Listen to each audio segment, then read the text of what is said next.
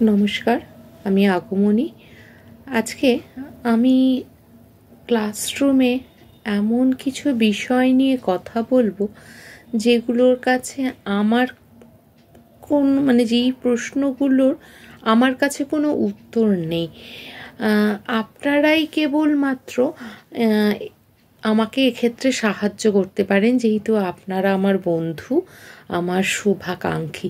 তাই আমার মনে হয়েছে যে আপনাদের কাছে এই সাহায্যটুকু আমি চাইতে পারি এবং আপনারাও এক্ষেত্রে আমাকে করতে পারেন।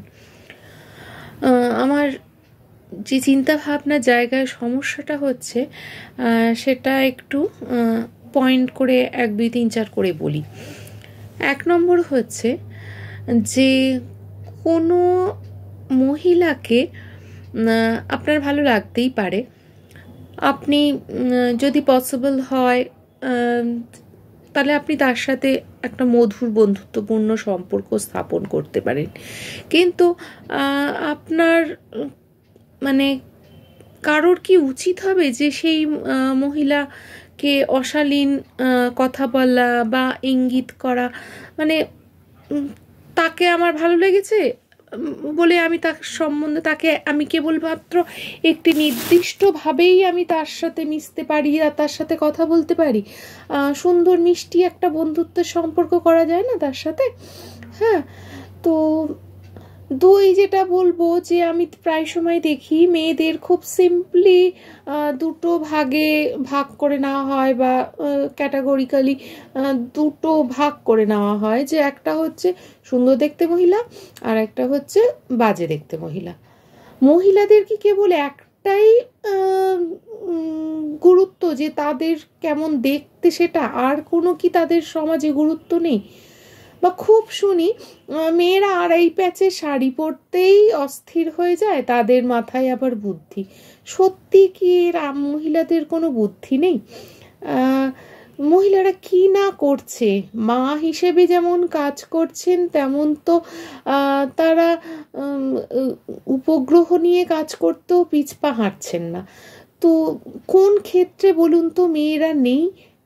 তাহলে সেই পুরনো দিনের ডাক্তার কাদম্বরী থেকে শুরু করে ঠাকুরবাড়ির মেয়েরা অত গুণী, তারা থেকে শুরু করে আজকের দিনে কোথায় মেয়েরা পিছিয়ে আমি ঠিক বুঝতে পারি না।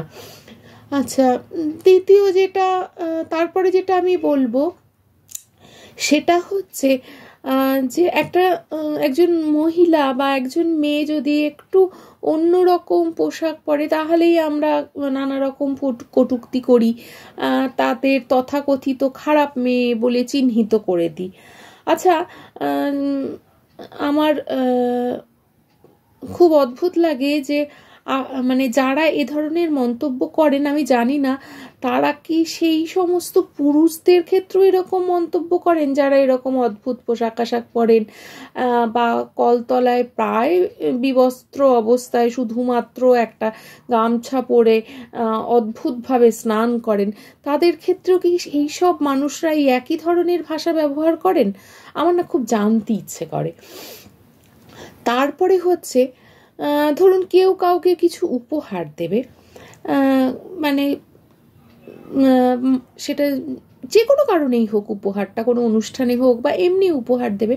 আমি বহু ক্ষেত্রেই বলতে শুনি, বাবা মাস শেষে আবার অনুষ্ঠান বাড়ি পড়লেও উপহার দিতে হবে, তার একগুচ্ছের টাকা খরচ, কি কষ্ট বাবারে, সাংঘাতিক বিষয়। এ মাসে 3টে বিয়ে বাড়ি পড়েছে, এ মাসে 2টো অনুষ্ঠান বাড়ি পড়েছে, এরকম মানুষে বলে। আচ্ছা, উপহার তো আমার মনে হয় যে একটা অন্তরের থেকে দেওয়া আশীর্বাদ, শুভেচ্ছা, ভালোবাসা। তো সেক্ষেত্রে এরকম সেই গলা টিপে হত্যা করার মতো একটা কষ্ট নিয়ে মানুষে কেন উপহারটা দেবে? যিনি দেবেন তিনিই বা কেন দেবেন এরম ভাবে যে তার এইরকম সাংঘাতিক কষ্ট, বিরক্তির উদ্রেক হচ্ছে? হ্যাঁ, তো এই জায়গা যদি তৈরি হয় তাহলে তো সেখানে ভালোবাসা, আশীর্বাদ, শুভেচ্ছা কোনোটাই থাকে না। হ্যাঁ, শুধু মানে নিজের বৃত্তের বা নিজের অর্থের প্রদর্শন ছাড়া আর কিছুই হয় না। আবার যিনি নেবেন তিনি কি একটা সুন্দর কবিতার লাইন কাগজে লিখে উপহার দিলে নিতে পারবেন না? বা উপহারটি যিনি নেবেন তিনি কি একটি গাছের ফুল বা একটু পাতা দিয়ে সাজিয়ে গুছিয়ে দিলে নিতে পারবেন না? যদি সেটা কেনা না হয়, এমনিই হয় কোনো গাছ থেকে পেরে তাকে সাজিয়ে গুছিয়ে দেওয়া হলো, তাহলে কি তিনি নিতে পারবেন না আনন্দের সঙ্গে সেটুকু? তাহলে কেন এই যে যিনি উপহার দেবেন এবং যিনি নেবেন তার মধ্যে এতটা দূরত্ব? তো সেই রিলেশন মেনটেন করার কি মানে প্রয়োজনীয়তা আছে? আমি ঠিক বুঝতে পারি না। নেক্সট আমি যেটা বলবো বিষয়টা, সেটা আমি দেখেছি যে খুব সহজেই মানে ধরুন রাস্তা দিয়ে আপনি যাচ্ছেন, যদি মানে আমরা যাদের লোয়ার ক্লাস বলি বৃত্তের দিক থেকে, যে তাদের হয়তো টাকা পয়সা নেই, সেরকম শিক্ষা নেই, তাদের দেখে ঘেন্না পাওয়া খুব জরুরি এটা করা? কাল তো আপনার নাও টাকা থাকতে পারে, আপনিও রাস্তায় বসে যেতে পারেন, তাহলে কি আপনাকে দেখে ঘেন্না পেতে হবে? নেক্সট হচ্ছে, ধরুন আপনি খুব বড় একটা রেস্তোরাঁ থেকে খেয়ে বেরোচ্ছেন, রেস্তোরাঁর বাইরে যিনি বসে আছেন, একটি বাচ্চা হোক, বৃদ্ধা হোক, যিনি হোক, বা হয়তো আমাদের প্রজন্মেরই কোনো মানুষ বসে আছেন, তাদের যদি একটু খাবার কিনে দেন বা ওই রেস্তোরাঁ থেকেই ভালো খাবার কিনে দেন, তাহলে কি খুব সমস্যা হবে?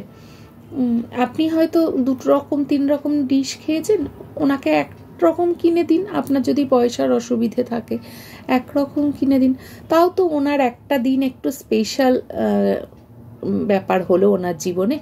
তো এইটুকু আমার মনে হয় কি করা যায় না? একটু জানাবেন প্লিজ।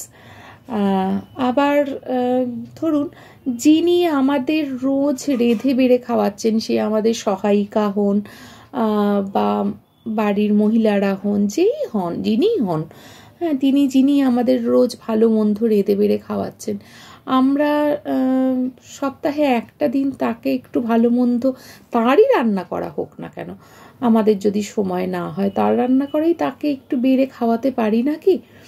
আমরা তার রান্নাটা সুন্দরভাবে খেতে পারছি, তাকে আমাদের পাশের চেয়ারে বসে খাওয়াতে আমাদের ঘেন্না, অনীহা, এই সমস্ত কাজ করা, এটা কি উচিত? আর একটা প্রশ্ন করব, এর চেয়ে বেশি প্রশ্ন মানে আর জর্জরিত করবো না আপনাদের, কারণ আমি নিজেই ভীষণ জর্জরিত, মানে আমার চিন্তাভাবনার জায়গায় না মাঝে মাঝে গিয়ে কাজ করে না। সেটা হচ্ছে যে খুব সহজেই মানুষের প্রতি বিতৃষ্ণা প্রদর্শন করা, একটা যা খুশি তাই ভাষা বলে দেওয়া, বা নিজেকে ভীষণ অর্থবান প্রকাশ করার জন্য, মানে প্রমাণ করার জন্য, মানে যা নয় সেই কথাটাও বলে দেওয়া, যেটা হয়তো আমার বিন্দুমাত্র যেটার সামর্থ্য নেই সেই কথাটাও বলে দেওয়া। আচ্ছা, কোনো না কোনো সময় গিয়ে তো সত্যি প্রকাশ পাবেই, সেখানে নিজের ইমপ্রেশনটা কি হয়? যারা এই ধরনের কাজগুলো করেন তারা কি ভেবে করেন আমি না বুঝতে পারি না। তো যদি এই সমস্ত প্রশ্নের উত্তরগুলো আপনাদের জানা থাকে তাহলে আমাকে একটু জানাবেন প্লিজ। আমার না ভীষণ কৌতূহল হয় মানুষের এই ধরনের কার্যাবলীতে, যে কেন করেন, কিসের জন্য। হ্যাঁ, তো প্লিজ জানাবেন। আর যদি আপনারাও আমার মতো কনফিউজড হয়ে গিয়ে থাকেন, তো আপনাদের ভিডিওটা আপনার বন্ধুদের সঙ্গে শেয়ার করে তাদের সঙ্গে আলোচনা করে কি সিদ্ধান্তে আসছেন সেটা আমাকে জানাবেন। কেউ যদি মনে করেন যে এই বিভিন্ন সমাজের বা পরিবেশের বিভিন্ন বিষয় নিয়ে আমার সাথে কথাবার্তা চালাবেন, তো সেক্ষেত্রে চ্যানেলটাকে সাবস্ক্রাইব করে নিয়ে নিয়মিত আমার সঙ্গে কমেন্ট বক্সে কথা বলতে পারেন। তো প্লিজ এগুলো একটু আমাকে জানাবেন, আপনাদের কাছে আমার অনুরোধ রইল। আর যদি মনে হয় যে কিছু চেঞ্জেসের দরকার আছে, সোশ্যাল চেঞ্জেস, তাহলে প্লিজ চলুন আমরা সবাই মিলে পরিবর্তনটা আনি। একা তো আনা সম্ভব নয়। প্লিজ চলুন না সবাই মিলে সমাজটাকে ধরে পাল্টে দিই। ঠিক আছে, আজকে তাহলে এই অবধিই রইল। আর কিছু বলতে পারছি না, আমার চিন্তাভাবনার জায়গা টোটালি ব্লক। সুতরাং প্লিজ হেল্প করুন।